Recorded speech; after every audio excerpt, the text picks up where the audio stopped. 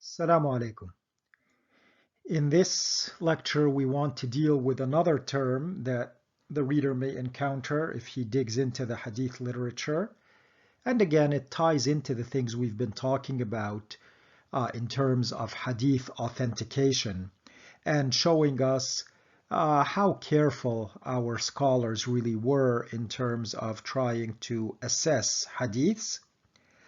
And what we'll be talking about today, inshallah, is tadlis. And this word is a noun, or in Arabic a source word, a masdar, from the verb dallasa. And the one who does this action is known as a mudallis. Now, what does this mean? In brief, it's a form of cheating in the chain of narration that is sometimes committed by a narrator, and it's designed to make a chain of narration look better than it actually is. And the scholars have divided this action, this tadlis, into a variety of different subtypes, such as tadlis al-isnad, tadlis al-shuyukh, tadlis al-taswiyah. That is probably a little bit too specialized for us, but let's just give an example. So an example of tadlis can be seen in the following hypothetical chain of narration. Let's say the actual chain of narration is as you see at the top of the slide, that the hadith comes down from the Prophet through F, through E, through D, and C says that D haddathana, and then he tells B, and B says C haddathana, and then he tells it to A. Now, narrator A, instead of giving the full chain, may exclude B and C and say something like, according to D, E said that he heard from F.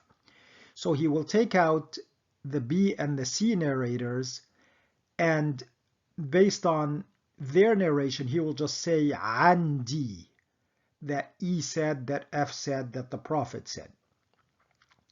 So now this, you can see, is intentionally dropping narrators B and C, and this is known as tadlis at-taswiyah, and it's considered actually the worst form of tadlis. Now, why would narrator A do such a thing? Well, there are a variety of reasons that have been proposed by the scholars. One reason, which is the most sinister, is that narrators B and C are weak. They don't meet the requirements of adl and dhabt. And if they were in the chain, the hadith would be classified as a weak hadith. But the narrator likes the hadith, and so he manipulates the chain to make it look stronger than it actually is. Because if D is strong and E is strong and F is strong in terms of their grading as a narrator, by dropping B and C, or by just dropping B, for example, it doesn't have to be both B and C, this was just an example, and then saying an D, now everybody in the chain looks like they're a strong narrator. However, other reasons may be more benign, such as that narrator A simply wants the chain to be shorter because it's more praiseworthy for him to be closer to the Prophet in the chain of narration. Now, this may sound a little silly to you, but this was a huge deal for hadith scholars.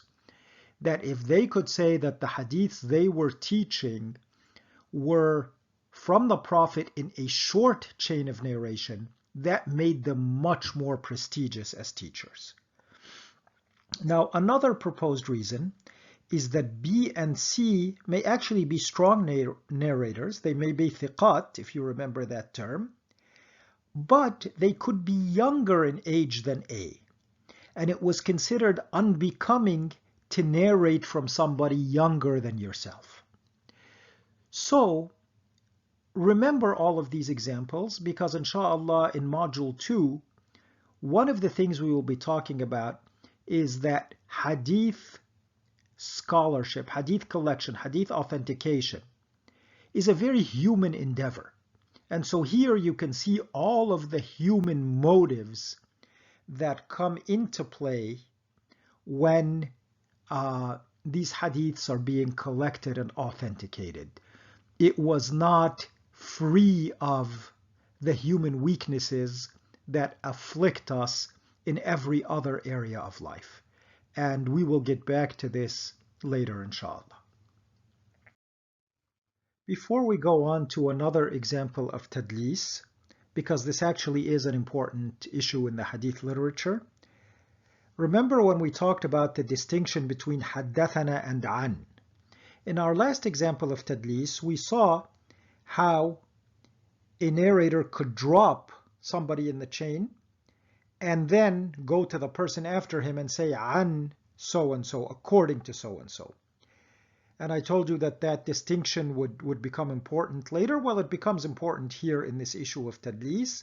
Now, when somebody says an, when it appears in the chain, it doesn't usually indicate tadlis, but it raises this possibility, and the hadith scholars often then go on to further investigation of the chain. Now another example of tadlis is known as tadlis al-shuyukh, disguising the sheikhs. This is a little bit complicated, but again, that's why we've put this stuff in the supplementary section. This is for those of you who want this level of extra detail.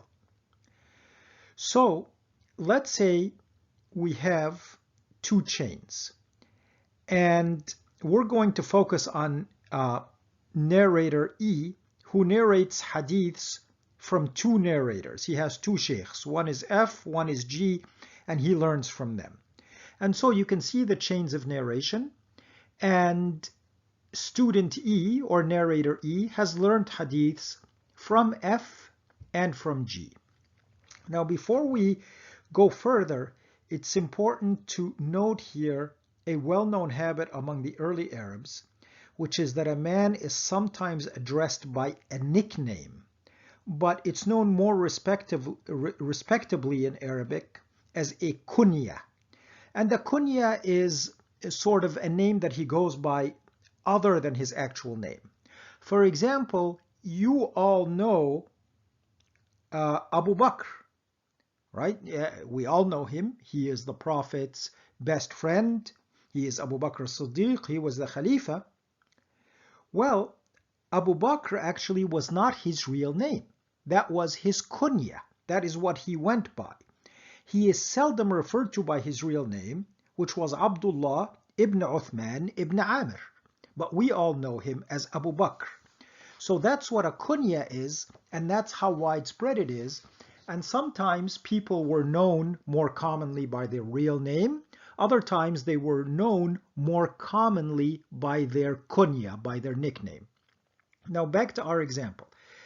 Let's say that F is a well-known companion and that G is a successor.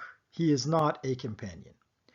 However, G also has a kunya, which is only seldom used, but this kunya is also the same that F is known by, or it's like F's name. So we can denote that as F prime. So now E decides to use this kunya F prime instead of using G in the chain. And so when he narrates from B to C to D to E. That's how the chain appears. E, when he comes to narrate, he knows he's narrating from G, but he tries to disguise that fact by, instead of using G's name, he uses G's kunya, G's nickname, when G isn't really typically known by that nickname, but F is known by that nickname.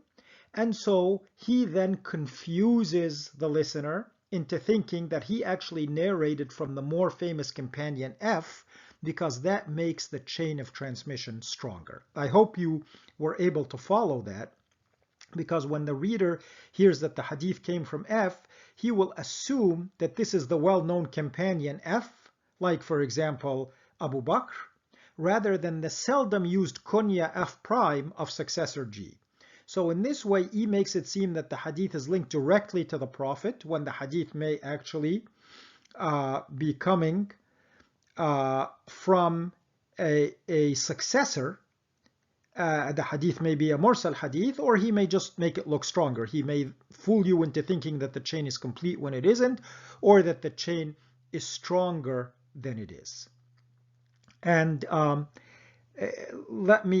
put for you in your syllabus a concrete example. I'll just sort of go through it verbally. There's a narrator named Atiyya al-Awfi, and he is equivalent to E above. And he narrates hadiths from Abu Sa'id al-Khudri, who was a younger companion of the Prophet, and he would be equivalent to F above, and from Muhammad ibn al-Sa'ib al-Kalbi. And this man is a successor. He's equivalent to G above. However, Muhammad al-Kalbi has a seldom used kunya of Abu Sa'id. And so Muhammad's seldom used kunya is Abu Sa'id. And so it is said, and Allah subhanahu wa ta'ala knows best, I don't want to be impugning this Atiyya al-Awfi, that Atiyya al-Awfi would sometimes use Abu Sa'id to refer to Muhammad ibn al-Sa'ib, and to make it seem like he had heard the hadith from the companion Abu Sa'id al-Khudri. Okay, so these things really do exist in the literature. Now, one important takeaway message is that our scholars have exerted a truly monumental effort in trying to authenticate hadiths, and few really appreciate this amazing work and devotion that they gave their lives to, and we really should appreciate what they have done. Now, what happens to the hadith and the narrator in the case of tadlis? Let's say the scholars uncover that a narrator is guilty of tadlis. The opinions among scholars have varied. Many of them have said that a narrator who indulges in tadlis should simply have his hadiths rejected, and he becomes known in the hadith books as a mudallis, and you just don't accept hadiths from him because he's indulging in some sort of deceit regarding the chain of narration. Others have held a more lenient opinion, which is that if the narrator is otherwise known to be pious and precise, then his hadiths can be accepted, but only if the phraseology of his narration is of the form haddathana, he told us directly, unequivocally, or sami'tu an, that I heard from, but his hadiths should be rejected if he uses an.